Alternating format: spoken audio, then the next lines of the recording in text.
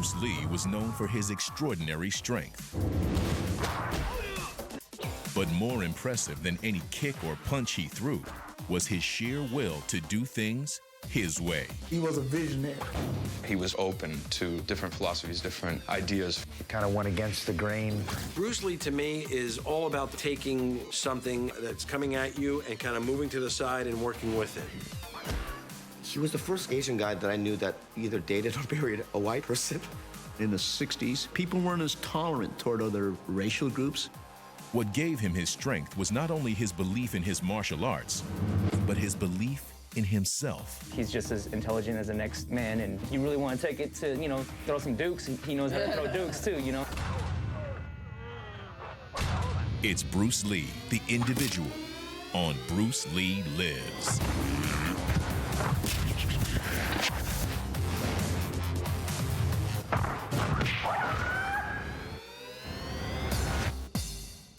What was so unique about Bruce? He was truly a revolutionary. Someone who was so passionate and dedicated. He was so smart. He brought exactly who he was to the situation.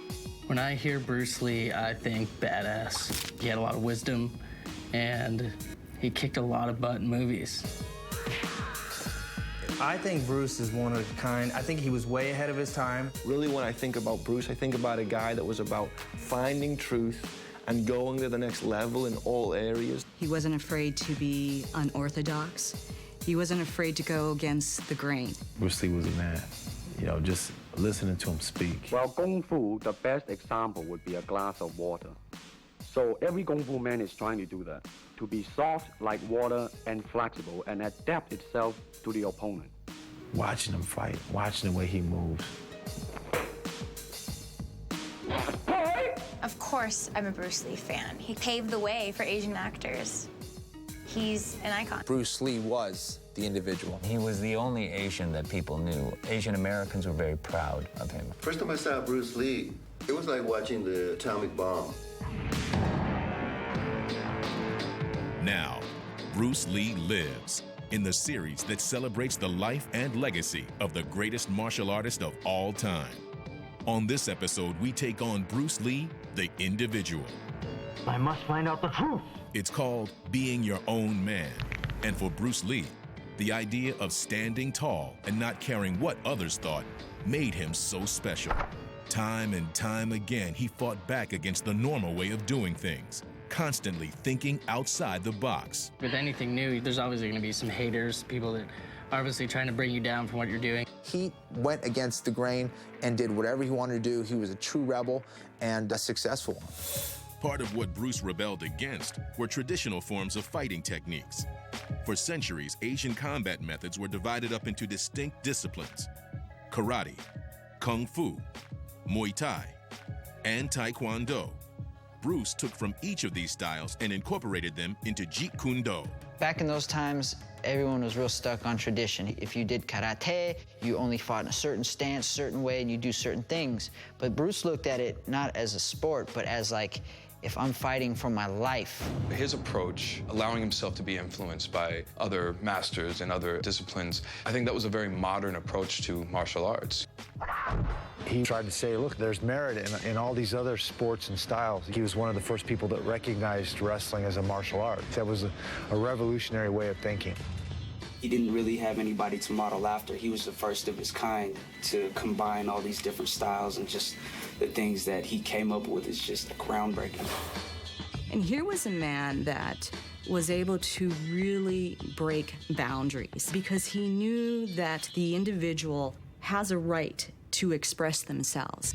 For Bruce, the idea of expressing yourself in an honest manner and following your own path was key. 5 things: genuine, honest, true, sincere, and real. In every note, in every punch.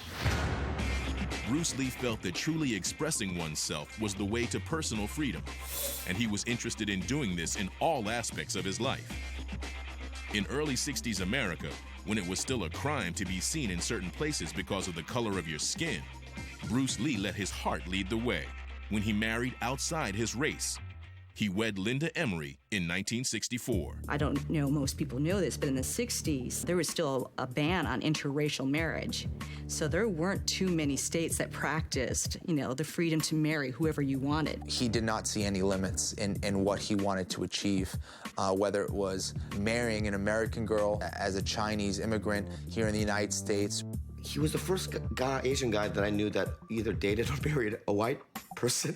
I think my cousin Paul told me about it, that no, he's married to a white person. I thought, you can do that? Well, how wonderful. You know what I mean? America, you know what I mean? The land of the free. And of course, through my life, I've dated many white girls, so thank you, Bruce. In the 60s, people weren't as tolerant toward other religions, other racial groups. Bruce Lee went beyond that. The lack of fear of what others thought and his ability to believe in himself completely allowed Bruce to inspire others to stand strong and push past the walls other people have tried to put around them. He had a ton of barriers to break down.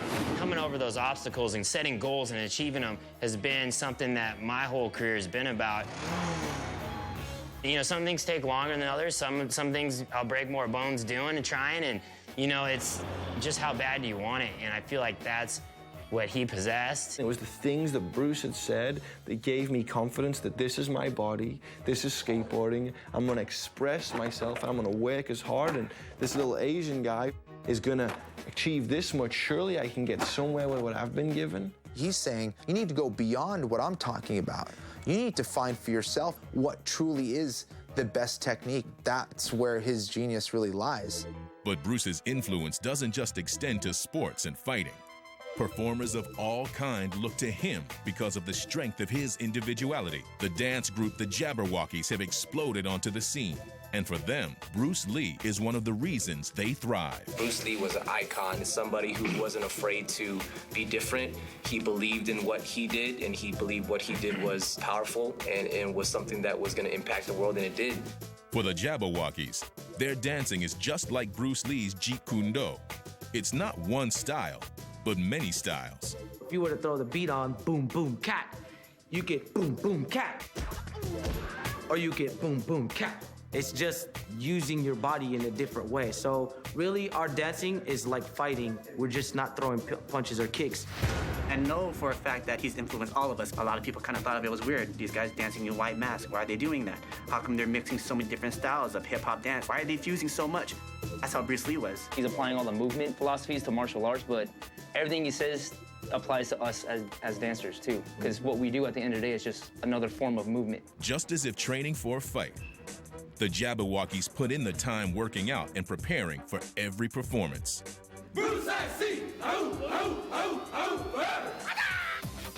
Coming up, the Jabberwockies' embrace of the spirit of Bruce Lee seems great in theory, but how will it work when they hit the stage in Las Vegas? But first, Bruce's secret to life is revealed. His philosophy about adapting to your environment and also possibly having the environment adapt to you. Enter the world. Bruce Lee, the individual. In becoming the top martial artist of all time and an icon to all, Bruce Lee needed more than just punches and kicks.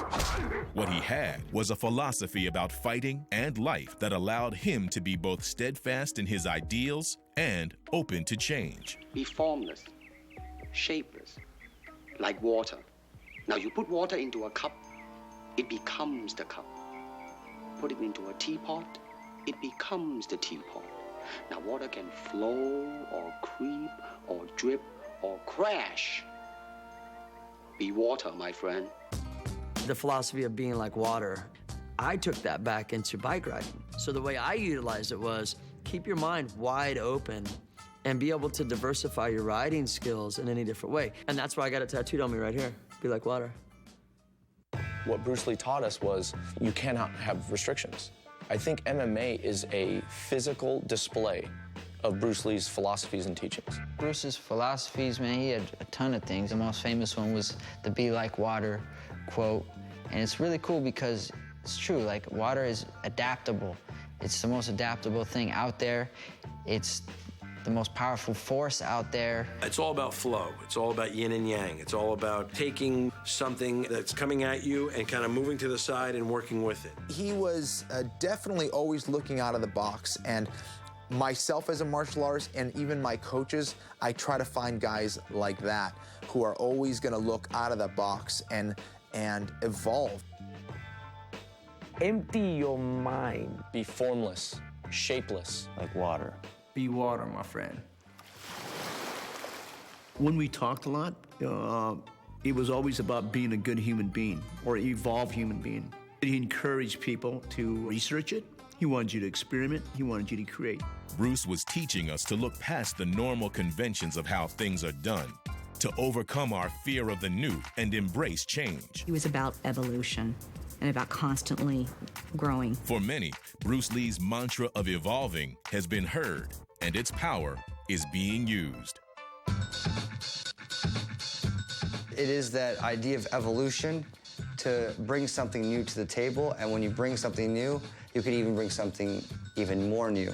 This is my life now. Like, I want to follow this path, you know, always evolving and changing, trying to do something different. One unique part about action sports is the fact that it can evolve so quickly and progress so quickly.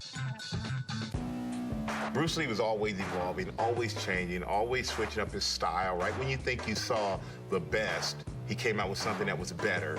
He saw qualities in all these different martial arts that he could apply, you know, and what worked for him. So I applied that in skateboarding. Like, there's so many different things you can skate. It's like, if you just have a real rigid outlook, you're limiting yourself. You're not allowing yourself to just grow and do everything you can. And I always think of what hasn't been done. And that's what freestyle motocross is all about. That's what people like to see as evolution. I think constantly improving and constantly evolving, that's freestyle. Freestyle motocross is progression. And it's driven by passion, it's driven by love, it's driven by competition. In my sport, you know, it's essentially a freestyle sport. There's no rules to how you do a trick. It's entirely up to you.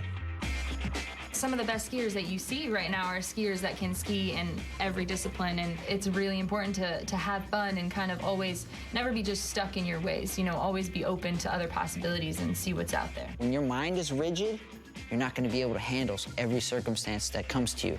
But if your mind bends and bobs and weaves and rolls with the punches, just adapting to your scenario, man, I just feel like you're going to be more successful in life. To flow, to be like water means you must adjust to all things, including the environment in which you compete. With skiing, there's so many different realms you can take it to. I mean, there's half-pipe skiing, there's slope style, there's also powder skiing. And in each one of those separate ones, it can keep evolving and progressing. There's no telling where it can go. Another sport that shares Bruce Lee's philosophies is called parkour. It's all about adapting to your surroundings. But it has also struggled for acceptance among older, more established sports. Bruce Lee's ideas of absorb what is useful, reject what is useless, and add what is specifically your own creation and constantly research. You could easily apply that to parkour. You have to be able to adapt yourself to the terrain around you, be it urban, be it rural, wherever. Bruce Lee understood that adapting to your environment or to your opponent was key. Everyone is different, whether it be your fighting style, size, speed, or any other attributes. Not everyone can fight like Bruce Lee. If Kareem Abdul-Jabbar tried to fight exactly like Bruce Lee, it's not going to work for him because he's way longer, way lankier. He needs to use his tools. Size-wise, weight-wise, you have to adapt a system for you. Bruce Lee said, you may be a little bit bigger, fatter, you may be a little bit taller, shorter. Bruce Lee was not a big man. But he can teach students that was tall what worked for them. For the direct descendants of Bruce Lee's fighting style, the mixed martial artists of today, evolving is the key to winning. Adapt or die is the one truth. Mixed martial arts is a constant evolution. Every 3 fights, you have a guy who does some new techniques. And if you don't evolve with it, then you get left behind. We are always changing as individuals. Everyone's path is different. And that's one thing that Bruce Lee really got into early on. We should not just follow blindly what a master or an instructor or a Sifu tells us to do. It's your own individual path. Adapt what is useful. Reject what is useless. And add what is specifically your own.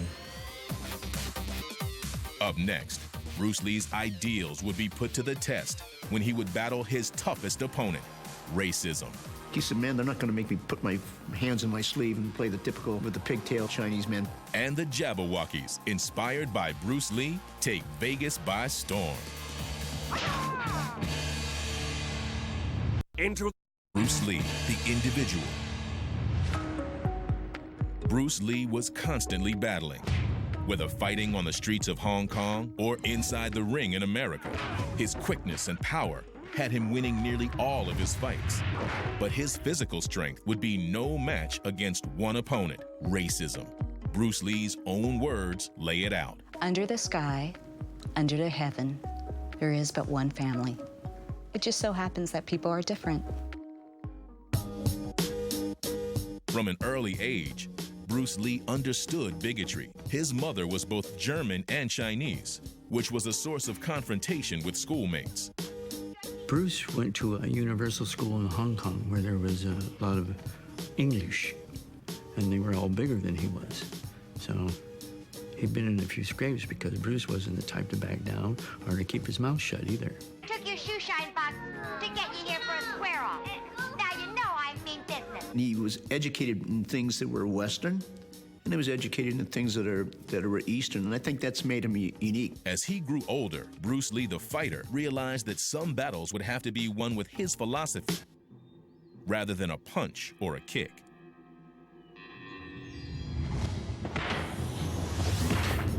After he moved to the States, and while married to Linda Emery, Bruce was teaching martial arts to all groups. Because of this, he saw racism from fellow Asians. I'll see what you've done. Back in the 60s, the response that he was getting initially from, the Kung Fu community, for instance, was like, how could you? It was considered taboo. And I love that he was able to really just break through those boundaries. When he made the move to Hollywood, the Asian stereotype was again a barrier that he set to break. It bothered him. Like he said, man, they're not going to make me put my hands in my sleeve and play the typical with the pigtail Chinese men. So he didn't want to portray anything that would give the Chinese a bad image. Moving from bit parts in TV and movies, Bruce Lee soon became the international icon he always knew he would be. And he did it by staying true to his beliefs about people and race. His whole philosophy at that time was, if you can get the people to appreciate something in the Chinese martial arts, then they can fully understand and appreciate other things in the Chinese culture.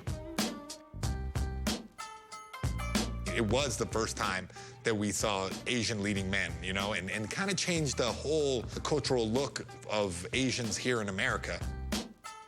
Everyone respected Bruce Lee. So he was the ultimate role model for Asian boys like me that wanted to, do something exciting, something new, and be respected by everyone. No matter what racial group, they seemed to admire him. I mean, every Hispanic I've ever met always seemed to like him. Every African American I've met seemed to accept him. Bruce Lee transcends race, no question about it. I mean, you gotta love somebody like that. His ability to become one of the first Asian American stars has a lot to do with the time period in which he came to prominence. The fact that it was a time where people were more open and accepting to other cultures and other races. Bruce definitely broke down a lot of barriers for minorities. Fortunately for me, I've never had race play any type of weird role in my life negatively, and it's because of guys like Bruce who took care of it early on. For one thing, he made being Asian very cool. You saw this guy and you were like, wow, I want to be him. He had characters that he played that were disenfranchised, that felt like they were the outsider. Playing characters that were able to rise above that disenfranchisement, he became a hero. Bruce Lee's ability to see people, not colors, resonates with the Jabberwockies' own goals. Just because we're Asian doesn't mean we're not down with hip-hop. Hip-hop is colorblind, and I think that's what Bruce Lee viewed himself. He's just colorblind. He loves all different races, and he just loves. When we wore the mask, people didn't probably really expect to see Asian guys behind the mask, especially how like we dancing. You know what I'm saying? We fought to become where we're at right now. The reason why we look up to Bruce Lee, because, I mean, this is in the 70s, you know, when there's a lot more ignorant than I would assume that it is nowadays. He broke that barrier for Asian Americans. With the spirit of Bruce Lee giving them inspiration, let's be like water, my friends. The Jabberwockies put it all in action when they take the stage.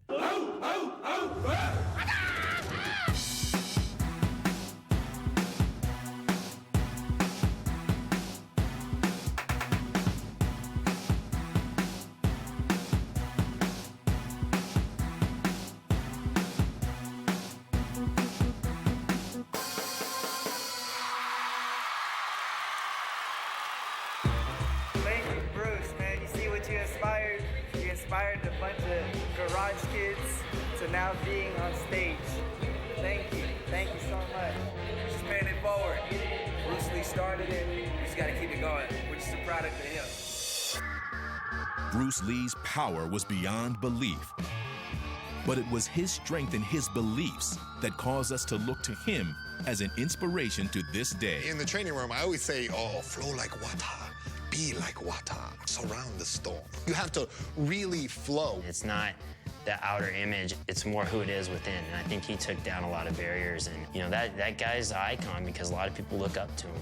We live Bruce Lee's philosophies constantly, and our actions are a representation of his teachings. Because he had such a profound philosophy, that is what allows him to still be in people's minds today. We still talk about him. In the end, he thought out of the box. He questioned it. And I think if you cease to question anything, you cease to grow. Bruce Lee's ideas still grow in the hearts and minds of a new generation of individuals as his influence continues to flow through us all. And because of this, Bruce Lee lives.